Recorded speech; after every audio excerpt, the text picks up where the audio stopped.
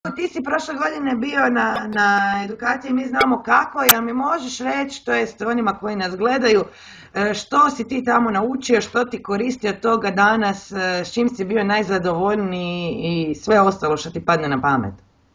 Pa naučio sam puno toga korisnog.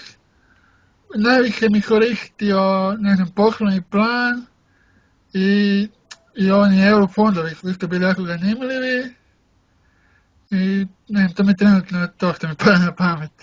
A šta radiš sa svojim projektom trenutačno? Kakav projekt si imao? Ajde malo ispričaj to. A imam projekt, znači, da radim ukrasne podmetače i još uvijek tražim onu plastiku jer je jako teško da ga naći. Plastiku za što? Kakva je to Za- plastika? Malo daj reci onima koji ne znaju o tome ništa. Pa za ukrasne podmetače znači plastika koja je otporna na toplinu da se onda može lonac staviti na nju. Da izdrži toplinu lonca i da ne uništi stonjac, da tako kažem. Znači ti namjeravaš razviti te ukrasne podmetače, ne odustaješ od toga, imaš poslovni plan, uskoro možemo očekivati da ćeš nešto napraviti po tom pitanju. Pa ja se nadam da da, ako bude sve kako bi trebalo biti, mislim da da.